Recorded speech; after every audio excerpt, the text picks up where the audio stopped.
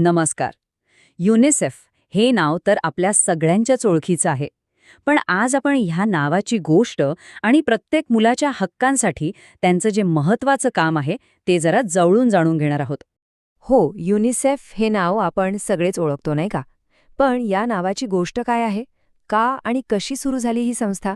चला, याच प्रश्नांची उत्तरे शोधूया. युनिसेफ म्हणजे युनायटेड नेशन्स चिल्ड्रन्स फंड. हे तर झालं आजचं नाव. पण गंमत म्हणजे याचं मूळ नाव होतं United Nations International Children's Emergency Fund. हो, इमर्जन्सी म्हणजे आणीबाणी. आणि खरं तर याच एका शब्दात या संस्थेच्या जन्माचं सगळं रहस्य दडलं.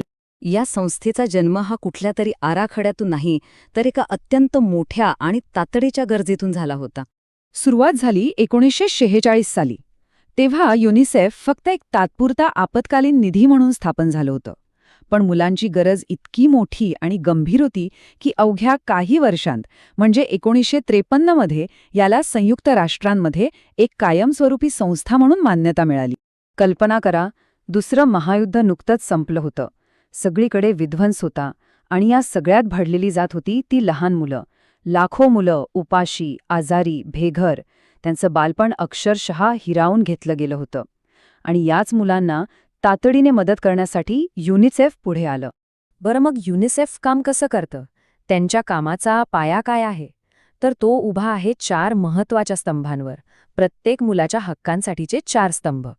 युनिसेफचं संपूर्ण ध्येय, त्यांचं सगळं काम खरं तर या एका वाक्यात सामावलेलं आहे.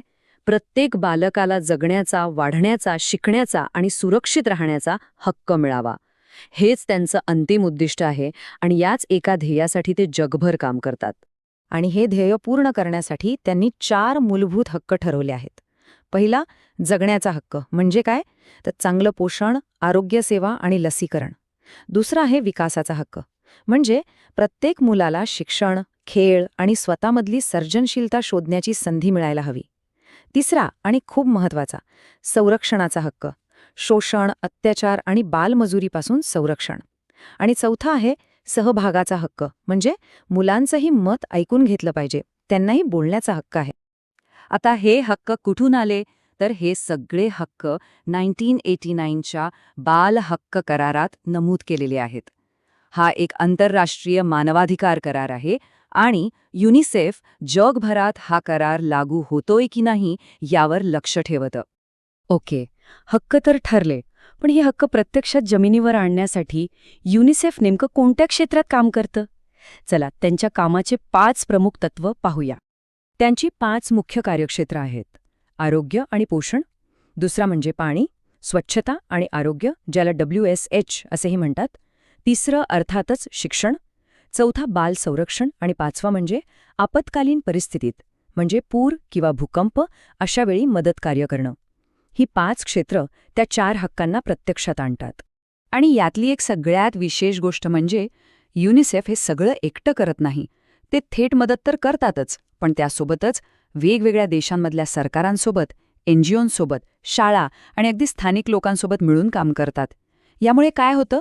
तर बदलाला एक मोठी व्यापक चालना मिळते. चला, आता या जागतिक संस्थेचं आपल्या देशात म्हणजे भारतात काय योगदान आहे यावर एक नजर टाकूया. हे खूप महत्त्वाचं आहे. ऐकून आश्चर्य वाटेल, पण युनिसेफ भारतात 1949 पासून काम करतंय. हो, 1949 म्हणजे आपल्या देशाला स्वातंत्र्य मिळाल्यानंतर अवघ्या 2 वर्षांनी. ही खूप जुनी आणि घट्ट भागीदारी आहे.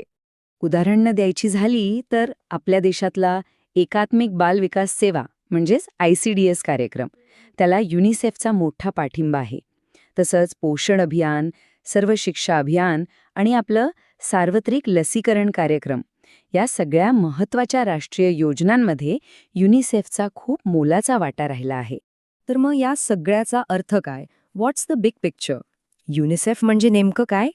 हे एक वाक्य सगळं काही सांगून जातं की युनिसेफ म्हणजे फक्त एक संस्था नाही, तर ती प्रत्येक मुलाच्या उज्ज्वल भविष्यासाठीची एक जागतिक चळवळ आहे. हो, ही फक्त मदत करणारी एक एजन्सी नाहीये, तर हा एका मोठ्या बदलाचा भाग आहे, एक चळवळ आहे.